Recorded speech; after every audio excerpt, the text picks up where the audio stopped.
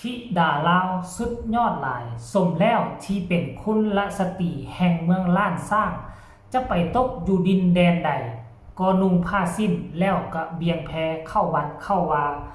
ในมือที่ไปช่วยงานอยู่ทั้งอุบลเพิ่นก็ได้มอบผ้าไตรและกับเงินที่ได้มาจากการห้องเพลงนั้นสมทบทุนเนาะท่านผู้ชม FC แฟนคลับที่เคารพและนับถือคลิปนี้ก่อนนอนมีเรื่องราวเกี่ยวกับน้องธิดาลาวเอามาเล่าสู่ทุกคนฟังก่อนนอนกันแล้วกันสำหรับ FC อยู่ทั้งยุโรปอยู่ทั้งอเมริกาบ่ว่าจะเป็นเยอรมันเบลเยียมอเมริกาท่านผู้ชม FC แฟนคลับก็คงจะเป็นตอนกลางเว้นก็คงจะได้กดไลค์กดแชร์ช่องของเจเบาลาวก็จะได้เบิ่งทักทายสบายดีกันก็แล้วกันท่านผู้ชมเนาะเรื่องราวมันเป็นไปเป็นมาคือแนวใดทีแรกก็คิดว่าเรื่องราวที่น้องธิดาลาวไปช่วยงานบุญอยู่ทางอุบลราชธานีก็คิดว่ามันจะจบไปแล้วมันกลายมาเป็นมือหนึ่งแล้วแต่ว่าเรื่องราวข้อมูลข่าวสารของน้องธิดาลาวยังบ่จบทางเพจของพ่อผู้ศรีวิไลก็คอยเปิดเผยออกมาเทอละน้อยเทอละน้อยในกิจกรรมที่พวกเขาเห็นผ่านๆมานั่นน้องขึ้นเวทีน้องไปฟ้อนร่วมขบวนแห่อ้อมโบสถ์เนาะและก็น้องเฮ็ดนั่นเฮ็ดนี่ไปล่ำถวายทรงล่ำถวายเสียงอยู่ในโบสถ์อยู่ในอารามเฮาก็คิดว่ามันมีแต่แค่นั้นแต่มันมีหลายสิ่งหลายอย่างที่พวกเฮายังบ่ฮู้ยังบ่ทันเห็นถูกเปิดเผยเมื่อ4ชั่วโมงที่ผ่านมานี่เองท่านผู้ชม FC แฟนคลับเนี่ยดังที่ทุกคนได้เห็นอยู่ในรูปอยู่ในหน้าปกนี่ท่านผู้ชมสิแฟนคลับที่บ่เราสิเอาขึ้นให้น้องมอบผ้าไตรเนาะน้องมอบผ้าไตรซึ่งเป็นสิ่งที่งดงามหลายเด็กน้อยอายุซ้ำนี่ถูกปลูกฝังแนวนี้มาพอผู้แม่เพิ่งยายอรุณนี่สุดยอดหลายโดยเฉพาะคือให้น้องธิดาลาวเนาะนุ่งสิ้นเบียงผ้าเบียงหรือว่าเบียงแพท่านผู้ชมทั้งภาษาไทยเอิ้นว่าสบายภาษาลาวเอิ้นว่าผ้าเบียงนุ่งสิ้นเบียงแพเป็นประเพณีอันดีงามของทั้งสองฝากฝั่งแม่น้ำคองบ่ว่าจะอีสานบ่ว่าจะลาวบ่ว่าจะไทยเฮาก็จะเฮ็ดแบบนี้แหละเข้าวัดเข้าว่าอันผู้ที่ก่อนหน้านี้เว้าให้น้องธิดาลาวว่าเข้าวัดเข้าว่าเข้าพระธาตุโพนต้องนุ่งสิ้นแนวนั้นแหละแนวนี้แหละมันบนพระธาตุโพนเด้อเวลาน้องที่เข้าในโบสถ์เข้าอุโบสถน้องก็นุ่งสิ้นเบียงแพบ่เคยลืมวัฒนธรรมอันดีงามของประเทศตนเองเด้อเนาะและนอกจากนั้นแหมทุกคนนอกจากที่น้องมอบผ้าไตรแล้วน้องยังมอบเงินมาลัยเงินทริปหน้าเวทีโอ้ยก็หลายพันเติบได้น้องมอบให้ทั้งวัดเมิดบ่เด้เพื่อสมทบทุนโคมบรรษาสามเณรโอ้ยอันนี้บ่เป็นงานอุบลบ่ทุกคนบวชสามเณรนี่น่าจะเป็นงานอยู่ทางสมุทรปราการบ่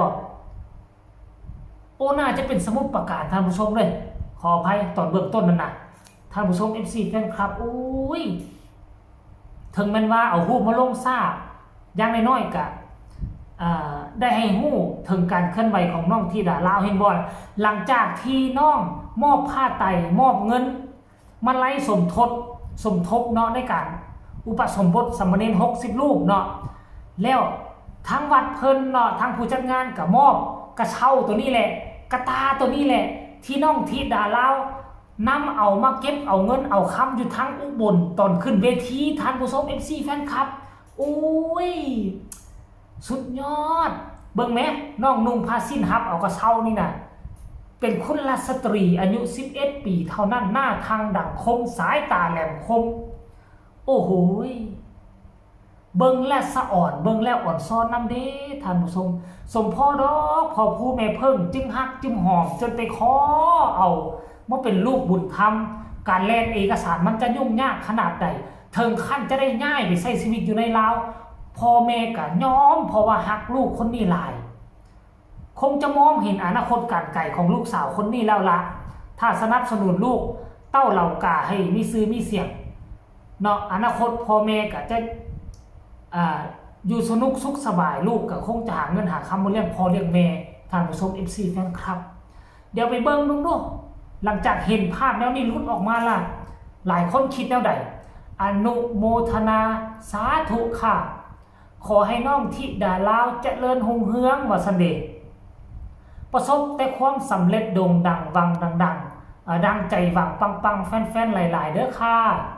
คนนี้บอกว่าสาธุขอให้อีล่าโด่งดังเด้อลูกเอ้ยว่าซั่นโมทนาสาธุด้วยจ้าน้องธิดาลาวคนนี้ก็บอกว่าอนุโมทนาบุญด้วยค่ะสาธุขอให้น้องธิดาปังๆเด้อค่ะคนนี้บอกว่าขอให้บุญหนุนทรงเจริญรุ่งเรืองดังฝันเด้ออีลาผู้ต่อมาก็บอกว่าสาธุสาธุขออนุโมทนาบุญนำเด้อล่าธิดาลาวขอให้เจ้าได้มีความโชคดีตลอดไปเด้อน้องธิดาลาวโอ้ยอันนี้ก็เป็นเด็กน้อยตัวนี้สมภูโอ้เด็กน้อยเด้คนนี้บอกว่าขอให้อีล่าปังๆรวยๆต่อไปเด้อลูกอนุโมทนาบุญสาธุสาธุน้องธิดาลาวอันนี้ก็เป็นคุณตาท่านหนึ่งเนาะคนนี้ก็บอกว่าขออนุโมทนาบุญด้วยจ้าสาธุมีคนเล่าอยู่บ่นี่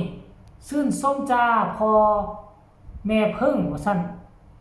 สาธุโมทนาบุญด้วยนะครับหนูธิดาอันนี้คนกรุงเทพบ่เนี่ยคนนี้ก็ว่าสาธุค่ะสาธุครับอนุโมทนาบุญครับสาธุนำเด้อน้องเจตนาดีมีความแหลมคม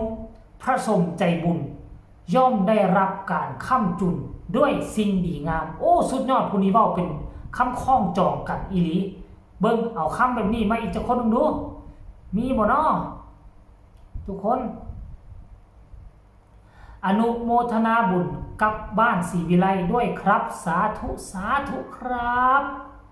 อันนี้แหละท่านผู้ชมคือคุณงามความดีคนเฮาบ่จำเป็นต้องเว้าหลายลงมือเฮ็ดลงมือกระทำแล้วเป้าหมายมันก็จะยับจ่อมอเข้ามาทุกวี่ทุกวันนั่นเองอันนี้คือเหตุการณ์การเคลื่อนไหวของน้องธิดาลาวไปสมุทรปราการไปร่วมงานอุปสมบทสามเณร60รูปเนาะน้องก็ได้ช่วยเหลือทั้งวัดหลายสิ่งหลายอย่างบ่ว่าจะเป็นการร้องเพลงได้มาไล่มาก็ไปมอบให้วัดเมิดบ่เอาจักกีบจักอัดวัดก็เอากระเช้าให้อันนึงเพิ่นก็เอามาสานต่อจนได้มาไล่หลายเติบอยู่ทั้งอุบลทัน FC แฟนคลับบ่ว่าจะอยู่ทั้งฝั่งไทยฝั่งลาวอยู่สหรัฐอเมริกาเบลเยียมเยอรมันฝรั่งเศส